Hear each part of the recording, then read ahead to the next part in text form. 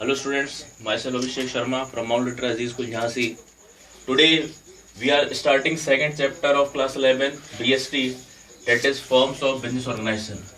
So as I have already mentioned in my whiteboard the chart, so first taking with the topic BO.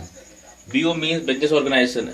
Any enterprise which is involved in the economic activity can be referred to as business organization. There are three sectors: private, public and joint sector. Private sector are those sectors which are owned, managed and controlled by private individuals like Tata, Reliance, Mahindra, etc. Public sector are those sectors which are managed, controlled and owned by the government itself like BHEL, GAIL, HPCL, ONGC, etc.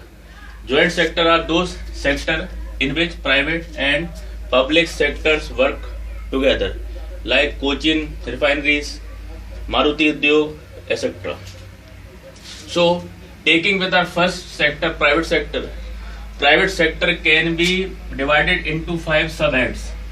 First is sole proprietorship, second is joint Hindu family, third is partnership, fourth is cooperative society and fifth is joint stock company.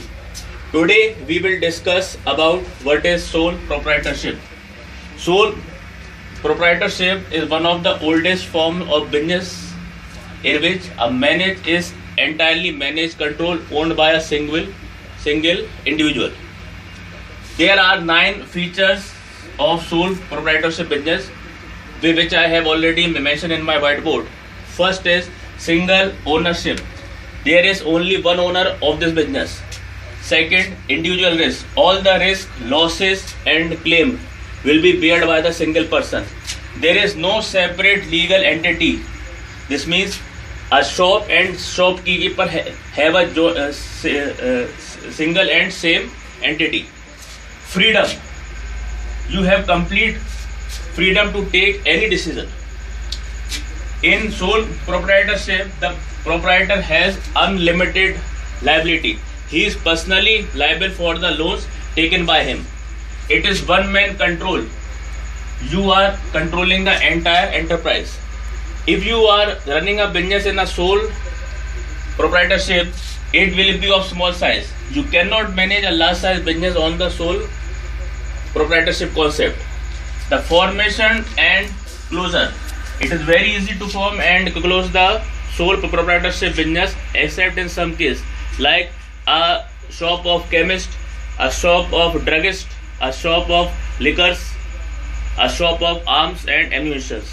Last is lack of continuity.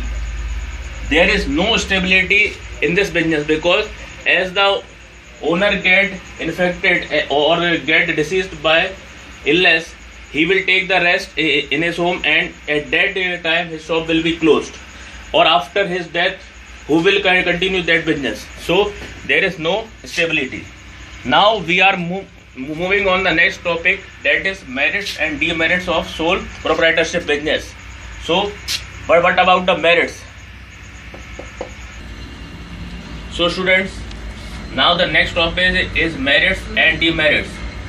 I have already mentioned 6 merits in my whiteboard and 6 demerits of sole proprietorship in my whiteboard. Taking with first, easy to form and dissolve. It is very easy to form and close the sole proprietorship business because there is no much of paperwork except in some cases like chemist, arms, liquor mines, etc. Personal touch. The shopkeeper is in personal touch with the customer because he or she handles them directly. There is 100% or complete secrecy in this business. Fourth, there is a direct incentive. More and large hard work will give you large profit and whole profit will be comes in your pocket. Fifth, independent control. You are the only alone body who will take the decision. No one is there to interrupt you. Last, you have a complete control over the profit. You are the complete beneficiary of profit. Now second topic is merits, demerits. Limited resources. Limited resources means human power, capital, raw material and other sources. One of the second demerit of sole business is unlimited liability. The businessman is personally liable for its debt. Third, limited managerial skill. A person can be only specialized in accounting, sales, or management. There is less scope of the expansion of business. Fifth, limited life. When you fall ill or deceased or some problem, the business is shut down for that particular period of time.